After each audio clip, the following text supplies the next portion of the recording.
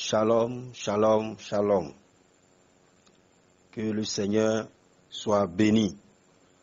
Que le Seigneur soit loué pour ce temps prophétique que nous allons vivre avec le Saint-Esprit.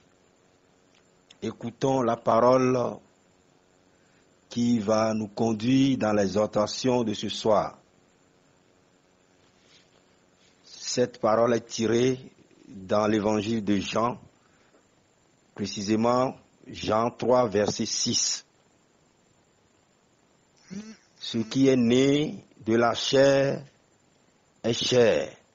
Ce qui est né de l'esprit est esprit.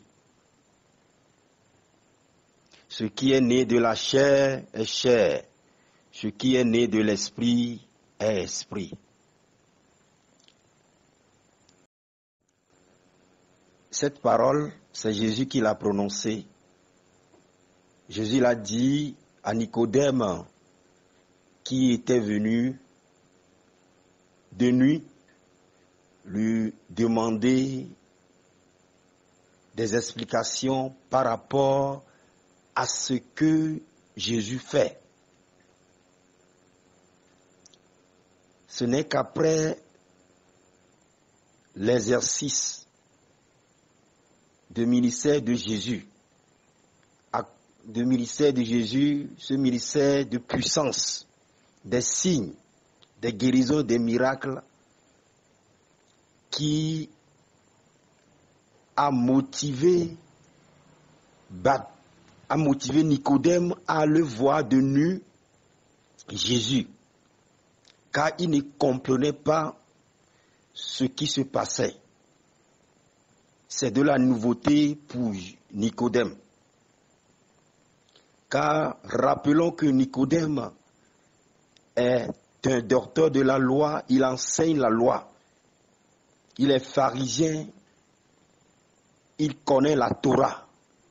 Mais il était intrigué, il ne comprenait pas ce qui se passait. Il est parti de nuit voir Jésus pour lui poser des questions concernant ce qui se passait. Et Jésus lui disait, à moins de naître d'eau et d'esprit, tu ne verras pas le royaume. Nicodème ne comprenait pas ce qui se passait. Et Jésus poursuit en lui disant, ce qui est né de la chair est chair, ce qui est né de l'esprit est esprit. Car auparavant, quand Jésus lui disait, à moins de naître d'eau et d'esprit, avant de voir le royaume, Nicodème répondait à Jésus que lui, étant vieux, fallait-il rentrer dans le sein de sa maman et de naître de nouveau? C'est cette question que Nicodème a posée à Jésus et Jésus lui a répondu en ce thème. Ce qui est né, il dit, ne t'étonne pas si je t'ai dit d'être né de nouveau. Il poursuit, ce qui est né de la chair est chair, ce qui est né de l'esprit est esprit. Amen. Mais pourquoi on doit naître de l'esprit? Quand nous voyons dans 1 Corinthiens 2, 14, la Bible dit, l'homme animal ne reçoit pas les choses de l'Esprit de Dieu, car elles sont une folie pour lui. Il ne peut les connaître, parce que c'est spirituellement qu'on juge tout. Et dans Jean 4, versets 23 à 24, Jésus dit ceci, mais l'heure vient, et elle est déjà là, où les vrais adorateurs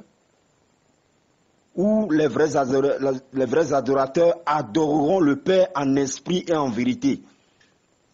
Car ce sont là les adorateurs que le Père demande. Dieu est esprit. Il faut que tous ceux qui l'adorent en esprit et en vérité. Par ces paroles, Jésus vient signifier à son contemporain vient signifier aux Juifs que l'adoration qu'ils faisaient avant ne sera plus pareille. C'est dans l'esprit et en vérité. Comment adorer Dieu en esprit et en vérité si on n'est pas né d'eau et d'esprit? Nicodème, c'est eux qui veillent sur la loi. C'est eux qui veillent sur la loi de Moïse, la Torah. C'est parmi eux, on trouve les sacrificateurs, les prêtres. Donc Jésus vient inaugurer une nouvelle ère d'adoration. L'adoration ne sera plus pareille, mais c'est en esprit et en vérité. Mais comment naître en esprit? Comment naître en esprit? L'importance de cette naissance dans l'esprit. Mais bien aimés, vous devez comprendre ceci. Le premier homme était sans péché. Quand Dieu a créé l'homme, Adam et Ève, ils étaient sans péché. Mais le démon les a fait tomber. Le second homme, qui est Jésus, lui aussi était créé sans péché, mais il n'a pas succombé au péché. Même la Bible déclare que c'est à travers un seul homme que le péché est entré dans le monde. À travers un seul homme, le péché est entré dans le monde. Et dans 1 Corinthiens 15, verset 21, la Bible dit ceci. La mort est venue par un seul homme. Et aussi, par un seul homme est arrivée la résurrection des morts. Ce qui est né de la chair est chair. La chair, c'est l'homme animal, l'homme déchu, l'homme Adam que Satan a vaincu dans un jardin. Mais le nouveau Adam, il est un être spirituel qui est venu d'en haut. C'est lui qui a vaincu Satan dans le jardin de Gethsémani par l'obéissance. La désobéissance du premier Adam dans le jardin d'Éden. Et le nouvel Adam, lui, il a obéi à Dieu dans le jardin de Gethsémani. Mais bien aimé, quand Dieu voit le monde, quand Dieu voit sa création, c'est Adam qu'il voit avant la venue du Christ. Tout homme ont péché, ils sont privés de la gloire de Dieu. L'homme était séparé de Dieu. L'esprit de Dieu n'est plus connecté à Dieu qui est esprit. Avant la venue du Christ, l'homme n'avait plus de relation. L'homme est condamné à mort. Et la colère de Dieu était sur l'homme. Et dans tout être humain qui habite la terre, Dieu ne voyait que Adam. Dieu ne voyait que Adam. Et la colère de Dieu était sur l'homme. Mais, grâce à Dieu, il a envoyé son Fils, Jésus-Christ, qui a pris chair de la Vierge Marie. Et ça fait homme. Il est mort sur la croix pour nous sauver. Et la Bible déclare à tous ceux qui ont cru en ce Christ-là et l'ont reçu, Dieu a donné le pouvoir à ceux-là de devenir enfants de Dieu. Et c'est ce qui se passe quand on nous baptise. Quand on nous baptise, quand on nous plonge dans l'eau, on proclame une parole sur nous. Nous devenons enfants de Dieu. Nous sommes baptisés. Nous naissons à la vie. Et la Bible déclare que à travers cet acte, nous sommes nés d'esprit. Notre esprit qui était mort revit, est reconnecté à l'esprit de Dieu. C'est par notre baptême que nous naissons d'esprit. Et quand nous naissons d'esprit, qu'est-ce qui se passe? La semence du Christ est en nous. La semence du Christ est en nous. C'est pourquoi l'Écriture déclare ceci. Dans Galates 3, versets 27 à 28. Vous tous, en effet, baptisés dans le Christ Jésus, vous avez revêtu le Christ. Il n'y a ni juif, ni grec, ni esclave, ni homme libre, ni femme, ni homme, car tous ne faites qu'un en Christ Jésus. C'est-à-dire, cette semence-là, c'est le Christ. Cette semence, c'est Dieu qui, par l'opération du Saint-Esprit, fait régénérer notre esprit en déposant en nous la semence même du Christ, c'est-à-dire les caractères du Christ, la vie du Christ, tout ce que Christ est, tout ce que nous savons que Christ a est en nous à travers cette grâce de baptême. Cette semence qui est en nous nous ouvre à une vie surnaturelle, à une vie du royaume. Et à travers cette semence qui est en nous, Dieu ne voit plus Adam, mais il voit son fils en nous. C'est pourquoi la Bible dit, il n'y a plus juif, il n'y a plus femme, il n'y a plus homme, il n'y a plus grec, il n'y a plus esclave. C'est le Christ qui est en nous. Donc chaque chrétien, chaque baptisé, c'est le Christ qui est en chaque baptisé. Dieu ne voit plus Adam, mais il voit son fils qui est mort sur la croix. Car son germe a été en nous, injecté en nous, par l'opération du Saint-Esprit, qui a fait régénérer notre esprit qui était mort. Donc Dieu ne voit plus Adam, mais Dieu voit seulement le Christ. Le Christ qui est en nous. Le Christ, il ne voit que le Christ. D'ailleurs, c'est pourquoi, dans 1 Corinthiens 5, 17, la Bible dit ceci.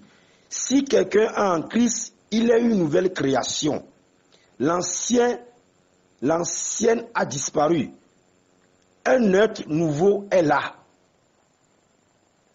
J'aime la version de Jérusalem parce qu'il a dit clairement l'être ancien est passé. Quand on est en Christ, quand on est baptisé, l'être ancien est passé. C'est-à-dire l'être ancien, c'est l'être de Adam est passé. L'homme animal s'en est allé. Mais un nouveau être est là, c'est le Christ. C'est cet être-là qui est en nous présentement, chaque baptisé. C'est ça, naître d'esprit. C'est ça, naître d'esprit. Naître de la chair, nous le connaissons tous. C'est biologiquement quand nous venons au monde. Et cet homme-là est déchu. On appelle ça l'homme animal. La chair, la haine, la violence, la colère. Tout ce qui a été corrompu à l'homme. L'homme qui a été créé dès le commencement, sa péché a été corrompu. Et tout notre être n'est plus la même. Il y a la colère, vol, méchanceté. Ce tête-là, c'est ça qu'on appelle la chair.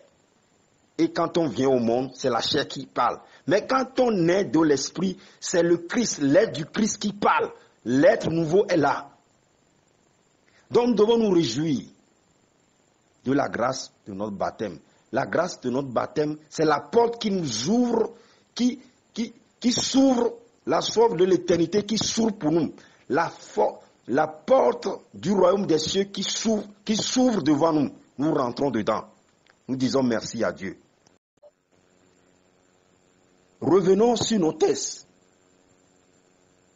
La Bible parle de Nicodème. Qui est Nicodème?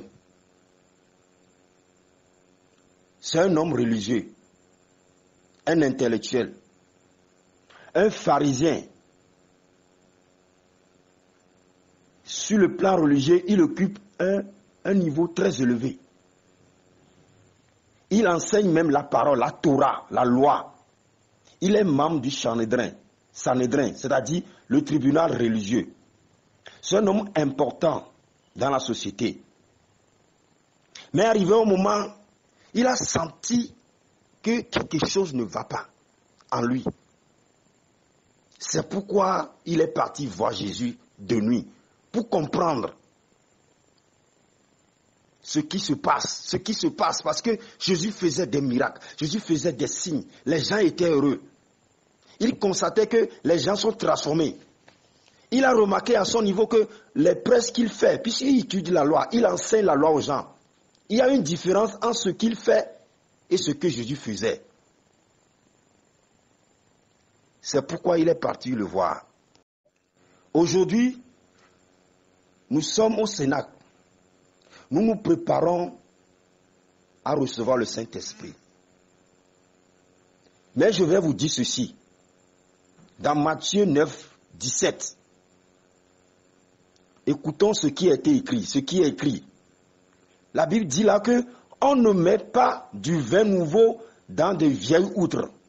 Autrement, les outres éclatent et le vin et les outres seront perdus. Mais on met du vin nouveau dans des outres neuves. Et l'un et l'autre se conservent. Pourquoi je dis ça? En entendant, en cherchant à recevoir le Saint-Esprit, qui est symbolisé ici par le vin, nous devons nous préparer. Nous devons nous préparer. Est-ce que la grâce de notre baptême, elle est bien vécue? Est-ce que nous sommes en état de grâce? C'est-à-dire disponibles, préparés à recevoir le Saint-Esprit? C'est la question que nous devons nous poser. Mes bien-aimés, dans la théologie catholique, on utilise le concept de sacrement valide mais entravé. Le sacrement est entravé quand le sacrement ne porte pas de fruits. Quand les fruits qui doivent accompagner ce sacrement ne viennent pas. C'est en ce moment-là que je dis que le sacrement est entravé. Est-ce que tu vis ta grâce de baptême, ta grâce de cette nouvelle naissance? Cette nouvelle naissance doit te conduire à ressembler à Jésus de jour en jour. Or, qu'est-ce que nous remarquons? Et même après notre grâce, la grâce de l'effusion, nous remarquons que les habitudes anciennes reviennent. Je disais que la semence du Christ est en nous quand nous sommes nés de nouveau. Et la grâce du baptême nous octroie cette nouvelle naissance. Est-ce que les caractères du Christ, les manifestations du Christ sont en nous? Les sentiments du Christ sont en nous, se manifestent. Là, si ces choses-là ne se manifestent pas en nous, nous pouvons dire que notre baptême, notre sacrement de baptême est valide, mais entravé. Mais que nous devons tout faire en ce temps où nous nous préparons à recevoir le Saint-Esprit, à réactualiser, à réactiver cette grâce de baptême pour qu'elle ne soit plus entravée, pour qu'elle puisse porter du fruit. En quoi faisant? Comme Nicodème, nous devons rentrer en nous-mêmes et regarder dans nos vies. Nicodème a eu le courage d'aller. Il a remarqué que les choses ne fonctionnent pas correctement. Étant effusé, regarde dans ta vie, rentre dans ta vie, regarde s'il y a la vie éternelle. Regarde si ta grâce de baptême n'est pas entravée. Je rappelle que la grâce du baptême est toujours là. C'est ce qu'on appelle opus operatum. Parce que la grâce, le dépôt est toujours là. Il n'attend que toi. Il n'attend que toi, tu réponds à l'appel de Dieu en revenant au Seigneur. Cela consiste à répondre à l'appel de Dieu. Comme Nicodème. Nicodème s'est rendu compte qu'il n'était pas à la hauteur. Et notre christianisme est devenu un christianisme charnel. Ce chrysalide qui doit nous rapporter la vie, qui doit nous donner la vie Zoé n'est plus la même. Parce que nous sommes devenus habitués au péché. Le Christ doit normalement grandir en nous de jour en jour. Pour que le Christ devienne grand, à maturité. C'est pourquoi l'apôtre Paul dit, quand vous voyez dans le Nouveau Testament, l'évangile, c'est la vie du royaume que le Jésus-Christ a enseigné. Mais dans les épîtres, c'est les pratiques de cette vie du royaume. C'est tout ce que Paul a enseigné. Que le Christ grandisse en nous. Le Christ doit grandir parce qu'il était petit. Je disais que la semence est en nous, mais la semence doit grandir, porter du fruit. Le Christ doit arriver à maturation. C'est pourquoi dans Philippiens 3, versets 10 à 11, la parole dit, Paul dit ceci. Le désir de Paul, écoutez bien, il dit, afin de connaître Christ et la puissance de sa résurrection et la communion de ses souffrances en devenant conforme à lui dans sa mort, pour parvenir, si je puis, à la résurrection d'entre les morts. Le Christ doit venir à la maturation, doit grandir en nous. Ce j'aime-là doit devenir adulte. Et c'est ce qui, quand tu écoutes le Nouveau Testament, quand tu lis les épîtres, c'est tout ce qui a été dit par Paul. Le Christ doit grandir en nous. Le Christ doit grandir. Il doit arriver à maturation en nous. C'est ça l'objectif. Il ne suffit pas d'être baptisé. Il ne suffit pas d'être né de nouveau.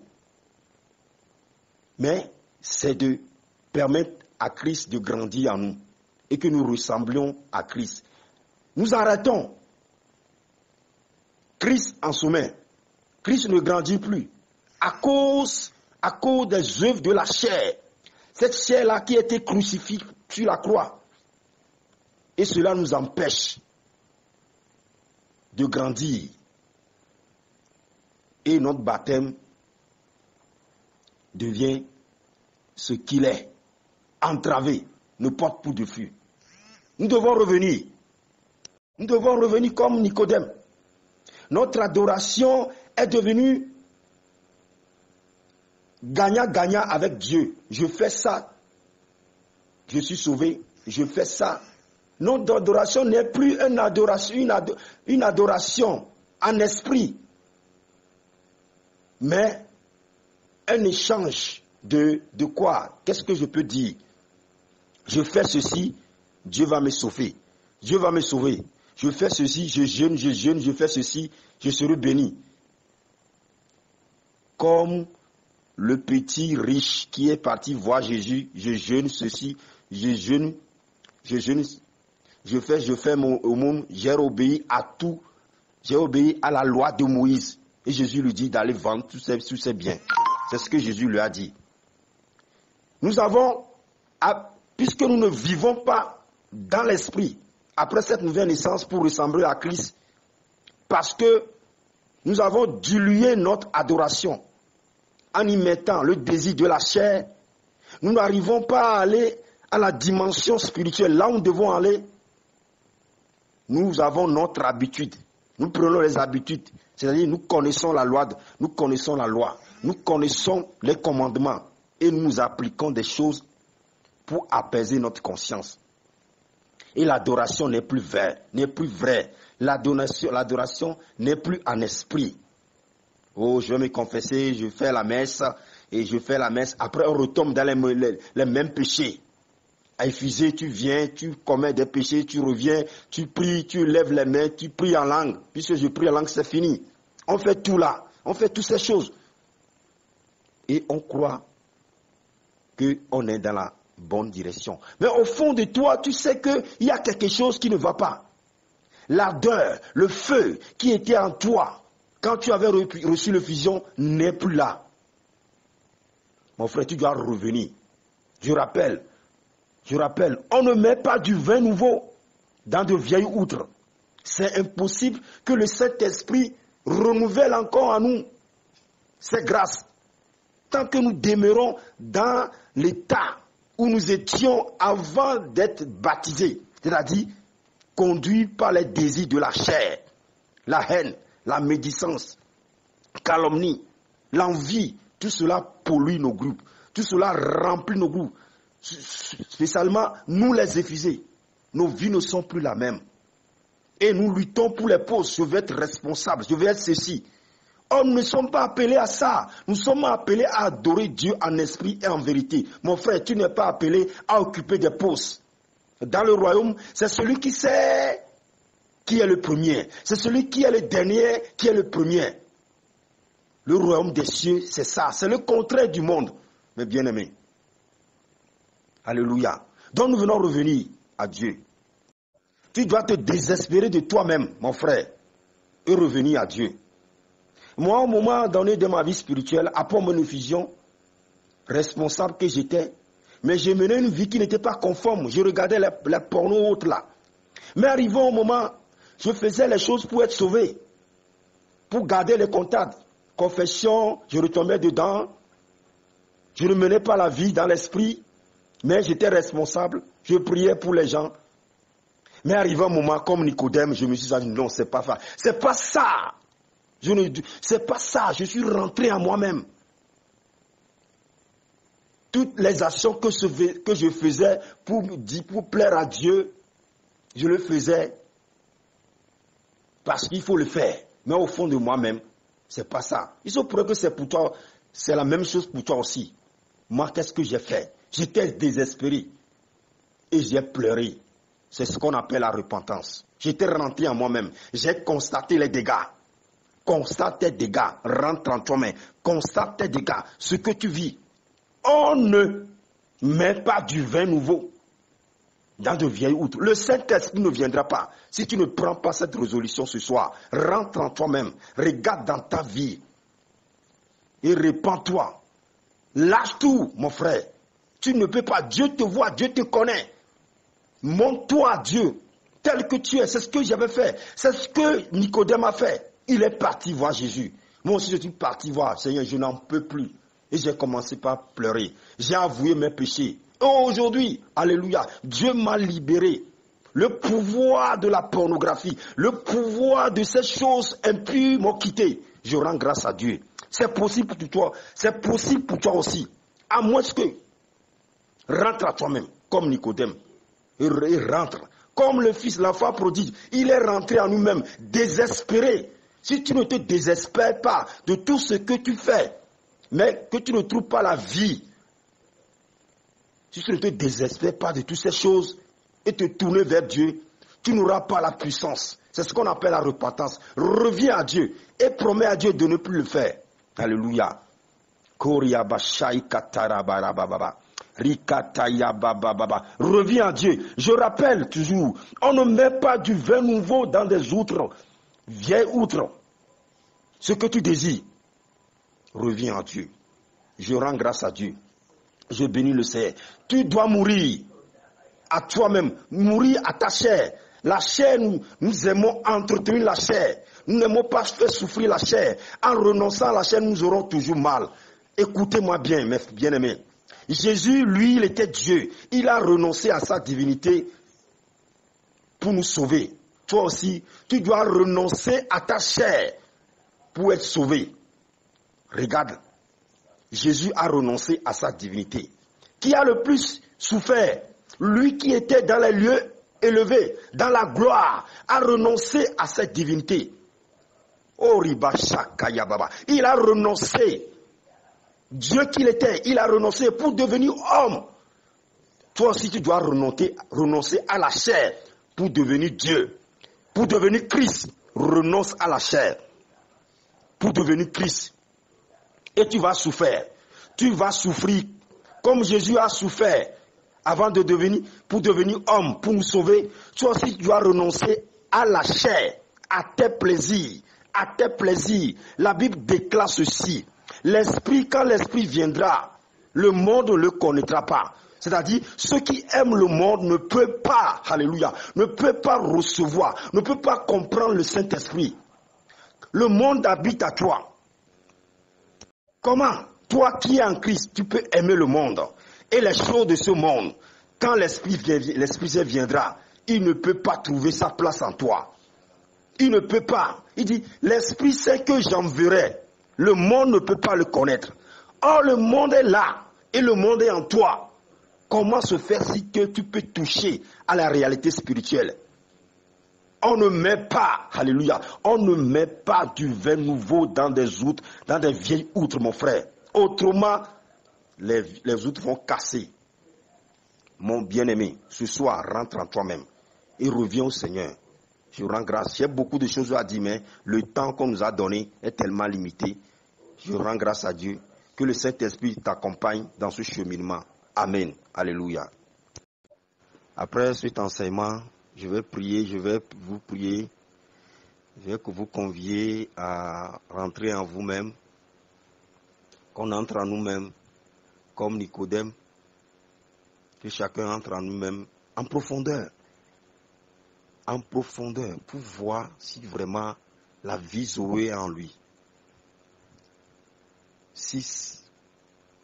Si tout est bouleversé, tout n'est plus comme avant, rentre en toi-même.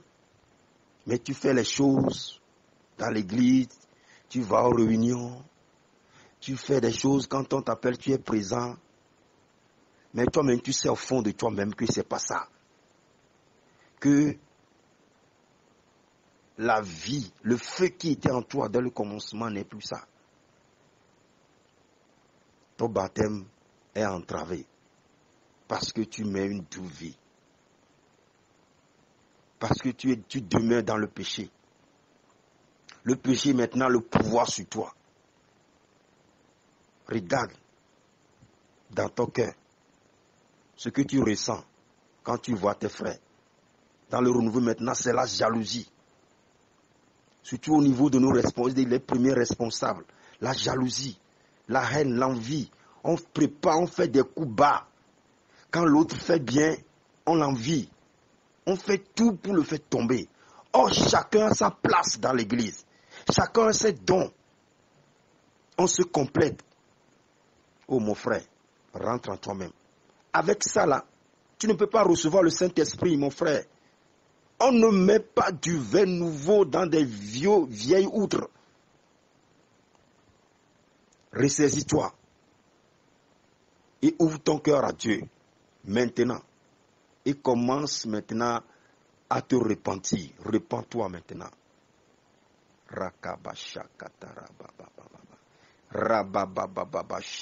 Nicodème a eu le courage d'aller.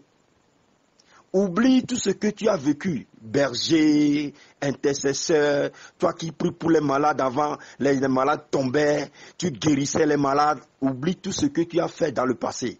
C'est du passé. L'esprit veut renouveler toutes choses. Ne regarde pas tes exploits, les exploits que tu as fait dans le passé, pour te booster l'orgueil, pour te donner, pour faire manger ton orgueil. C'est du passé.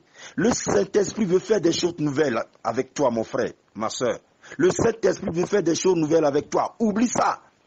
Nicodème n'a pas vu ses diplômes. Nicodème n'a pas vu ce qu'il faisait. Il était grand, mais il n'a pas vu. Mais il est parti voir le petit Jésus, le menuisier, le champatier. Parce qu'il a vu que ce n'est pas ça. Oublie tout ça là et repens-toi. Repens-toi. Rakataba shakaya baba baba. Riboyo bobobo shakat. Ça m'est arrivé aussi. J'étais responsable, membre du noyau, berger, responsable d'intercession, fraternité. Je faisais tout. Je priais pour les malades. Je priais pour les délivrances. Mais au fond de moi-même, les choses ne sont pas claires. Oh, putain, on va de coucou là. Mais c'est pas ça. Le Seigneur m'a pardonné. Et je suis là aujourd'hui. Je partage avec vous. Le feu est encore là. Tout est possible. Rien n'est tard. Reviens. Donne la grâce à Dieu. Donne l'opportunité à Dieu de te faire grâce ce soir.